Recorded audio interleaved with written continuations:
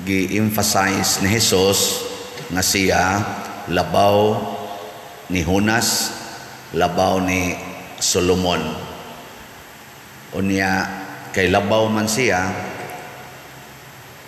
niya siya man ang Ginoo labaw gyud sa tanan.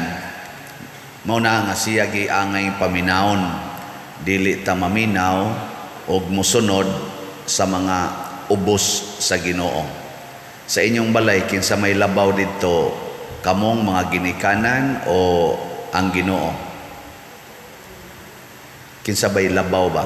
Kanang mao gyud paminawon, mao'y sundon, kamong ginikanan o ang Ginoo? Sa aktual ginikanan, dinhi sa atong simbahan kinsa may labaw, ang pari o ang Ginoo? Sa inyong hunahuna ba? Sa aktual nato nga relasyon, kinsa may labaw, ang pari o ang Ginoo? Pari. Sa Archdiocese, kinsa may giilang labaw, si Archbishop Palma o ang Ginoo?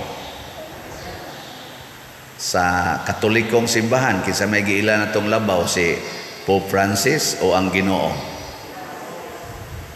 Sa atong nasod, kinsa may atong giilang labaw, si PBBM o ang Ginoo? Kinsa may atong gusto kaing sundon ba? Kana nindot ng mga pangutanaha nga ato nang hinumduman. Apil na ni ang magsigitag ubo-ubo. Kinsa may mo desisyon ani? Ang Ginoo o ang atong mga medical experts sa kalibutan? Ato nang pangutanon kay labaw ba ya ang Ginoo? Labaw gid siya. Sa Russia o sa Ukraine, kinsa may labaw ron dito? Si Putin o si Zelensky o ang Ginoo? Kana mao na diri sa unang pagbasa, niingon ang Ginoo, inyo naman kung gisalikway, gipul-an naman mo paminaw nako, ako rabay galuwas ninyo, pinaagi sa iyang pulong o gahom nga gisunod sa mga Israelita, naluwas sila gikan sa kaulipnan tungod sa pulong o sa gahom sa Ginoo nga gidala ni Moises, ni Aaron o ni Miriam. Unya pag-abot na dito sa yuta nga gisaad sa Ginoo nga kuan na kay sila kana ganing gamhana na kaayo, uy, din aman mo sunod. Mao nang niingon ang Ginoo, gipul-an na mo paminaw sa akong tingog. Sige, ikiha ta mo na ako'y kiha ninyo. Diin man ang iyang kiha, ay, nindot kay siya gikihaan ang mga bungtod, ang mga dagat, mao'y iyang dito siya nikiha sa mga bungtod, sa mga dagat, ug ang kinapundasyonan kuno sa kalibutan, mao'y iyang gikiha. Aw dito siya nikiha ba? Dito siya nidangop ang Ginoo. Ing siya paminawan ninyo akong kiha. Unsa may pasabutan ni? Nga kung di ta maminaw sa Ginoo, o di na kita mosunod niya, mga guba ang atong bukid, mga guba ang atong dagat, mga guba ang pundasyon sa kalibutan, o mo krisis ang tibuok kalibutan. Karon mauna ni, doon na pagi umaabot ani, kung di na kita maminaw sa Ginoo, napay daghang moabot. Kamo lang ko, sa inyong balay, kamo mga ginikanan. Sige, sundagin ang inyong style, nga ang kwarta gyud mo ay number 1. Nya mag-inom anang pills, magpalaygit, magpabasiktomy, magkondom. Haron lang gyud ang kwarta mo daghan. Kana sunda na. Di ba mahibong ka nganong nangabit na ning akong asawa, laygated naman. Di okay na, mutilaw bisan kinsa. Gibasiktomy naman ang bana, may naman kayong mogamit og kondom, tilaw bisan kinsa, basta lang na ay panagang naguba ang purity sa utok. Sakto dili. Tanawa inyong mga anak, i-educate gid na kay mao man kuno nindot sexual education nga gikan pag 12 years old sultihan na unsaon paggamit anang kondom, unsa nang ato mga reproductive system, unsaon aron dili manganak, unsaon aron manganak, kana itudlo na. Pero why Ginoo? Why morality? Imong mga anak 15 anyos pa lang, 16 kasagaras mga babae, wa na virginity, wa na purity. Ang uban gani nangamabdos og wa tuyua, 14 pay edad, 12 pay edad, nagkugos-kugos nagbata, mga danghag pa kay mga naong. Tungod kay gitudluan man nga way Ginoo.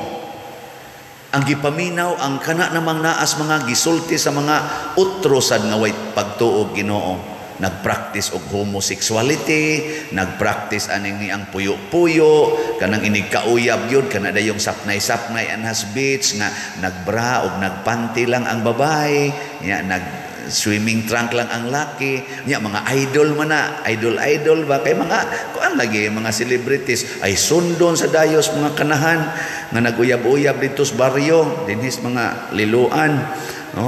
Sakay-sakay sa days motor, adto sa din adto mga beach ikagabi, magsapnay-sapnay sa mga kanahan dito. Mag-inom-inom, man tinukhangay dayon. Unsa may mitabo? Mga lusno ang atong pundasyon.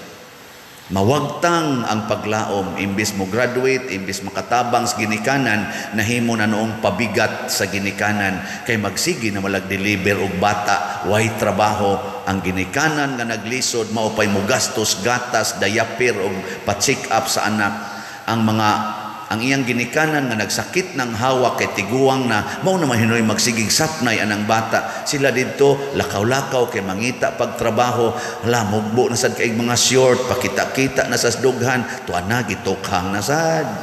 Nga naman, wa may Ginoo, di naman maminaw sa pulong sa Ginoo, mo na yung Ginoo, nganong gipulan naman mong paminaw nako? Makapuol ba ang akong mga pulong nga maghatag ninyo kaluwasan, maghatag ninyo maayong kaugmaon? Anha gid mo maminaw anang naang mga gasigilag tan-aw anang kwarta, kalami, gahom o kahayahay? Mao naman aros kalibutan. Money, wealth, comfort, pleasures, and honor. Kanang yung ako gi center of attraction, kanang ako gyud maoy daghag like, millions yun ang mulike nako. Kana gusto ka itang mulike ana mga TikTok hangtod hapit na lang managhubo na kakita rabasag ko usahay. Bot brad loloy kita baka ni siya tanaw sa tinginig panagsa. Ngano na aron daghan lang yung mulike, daghan na bahala nagkuana ning amo, yawa-yawa na ni basta daghan lang mo view. Wa na mo ingon bahalag way mo like nako basta ang Ginoo nalipay nako. Mao na si Hunas gi pasok ilawom sa isda, kinsa may mo like nimo didto, tulo ka adlaw tulo ka gabi didto ilawom sa tiyan sa isda kay gilabay siya sa dagat, kinsay mo like. Pero nagtuma na siya sa pulong sa Ginoo, naka-convert siya og usa ka siyudad nga dako kayo nga patyuno na untas Ginoo kay makasasala kayo, ang Ninive. Mao nang niingon si Kristo, ang Ninive mo bangon unya mo sudya ninyo kay naminaw silang Hunas. Why ni like ni Hunas? Pero kay nituman siya sa Ginoo, nahitabo hinoon ang tibuok yung sudad ni like niya. Gilabay ra gud to siya dagat. Nagmahay gud to siya, gusto na lang gud siyang magpakamatay. Pero labaw pa si Jesus ni Hunas. Daghan sang nilike ni Solomon. Nga naman, kay si Solomon naggamit sa wisdom of God. Ang iyang gipangayo, wisdom. Isa tagay kong kaalam nga. Yung Ginoo, sige tagaan ti kag kaalam. Paghatag nas kaalam, gisunod gito ni Solomon ang kaalam sa Ginoo. Sus tibo kalibutan ni like. Hangtod good ang kanini ang katong queen sa south ni travel og katunga sa kalibutan from south to north. Amo tingal ito from east to west ba, basta katunga sa kalibutan iyang gi baktas aron lang maminaw sa wisdom ni Solomon. Diin to gikan iyang wisdom nga gigamit gikan sa Ginoo. Sus na usab man ang timpla ni Solomon. Kailan mong Solomon? Anak man ni Hari David. Anak ni Hari David ni Batseba kadtong asawa sa sundao ni David nga iyang gikabit una ang iyang gipamabdusan ang asawa niya, gipatay niya ang bana. So anak ni sa babae nga diin si David dagpakasala atubangan sa Ginoo, pero gipasaylo siya mo nang gitagaan siya anak nga si Solomon, unya ni nahimo pag yung successor niya isip hari. Tingali kining gitawag nato ba og jin unsa man ang jin kanang nasa tong dugo ba isa na siyang jin para nang imong anak o imong mama diabetic, naanas imong jin ang pagka-diabetic. Imong ginikanan himalikas, naanas imong jin ang pagka-himalikas. Ang imong ginikanan marites, nanasan nas imong jin ang pagka-marites. Ingon na ba? So kanang sala jin pud na siya mo bitaw si Adan og si Iba na amon to sila'y sala gitawag itong original sin. Ana asas atong jin ang original sin nga mapapas panahon sa bunyag. Mao to nga nitapot ang sala ni Solomon pag nindot na gyud kayo siyang gingharian nga murag siya naging number 1, pinakadato, pinakamaalamon, pinaka kaning powerful. Unsa may nahitabo? Iya nasang gitubag ang iyang tawhanon nga panginahanglan. Unsa may una? Kinahanglan ang lami gyud, pleasure, sexual pleasure. Motong nangasawa siyag 700 kabuok, nangabit siyag 300 kabuok nga mga pagano. Ug didto ni apil na siyag simba-simba sa mga pagan gods and goddesses. Nga maoy gods and goddesses sa iyang mga kabit or gitawag na itong mga pagans nga mga asawa. O nawa ng iyang wisdom, ang gisunod na niya, ang gisulti na sa iyang mga pagans nga asawa.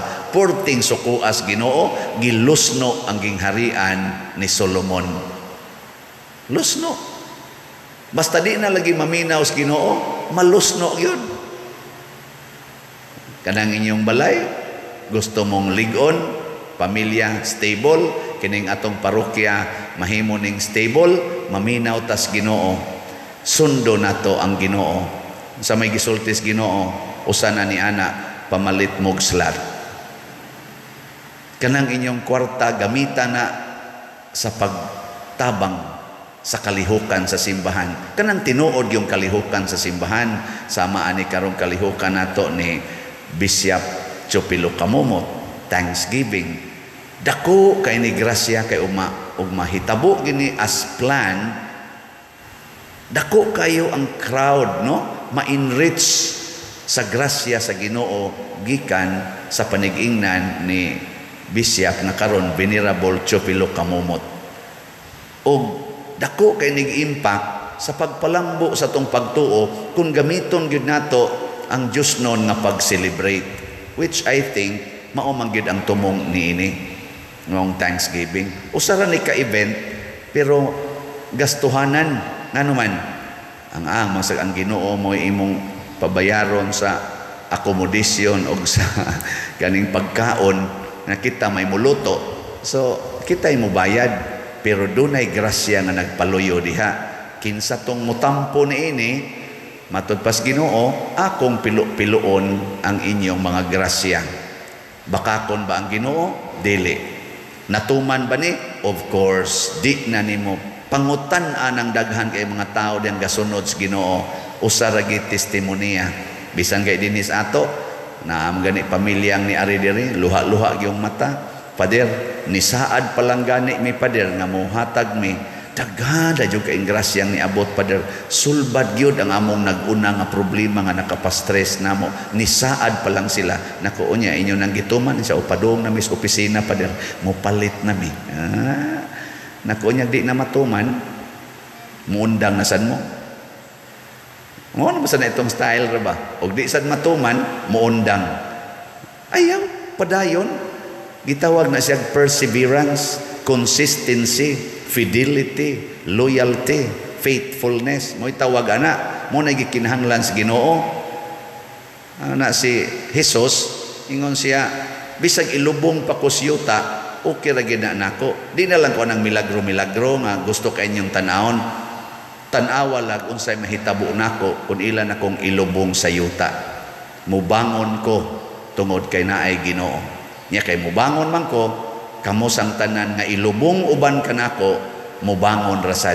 Dili tungod sa kwarta, dili tungod kay daghang mo like or mo view sa imong gipost, dili tungod kay viral ka diha, kung dili tungod kay nagsunod kas pulong sa Ginoo. Ana, ora na itong buhaton ko, maghigugmaay lang ko tagod. Kamo sa inyong pamilya paghigugmaay mo, ay mo pag sig-away anang kwarta, paghigugmaay. Ing nadayon nga, you and I in crisis but in love, ay sus, malipayon. Ako bitang uyab sa una, eskwela pa mi. Ang iyang kwarta, 50 tabos na lang. Wa mi snacks, igawas na mo, igulis ilaw. 1.25 may plite.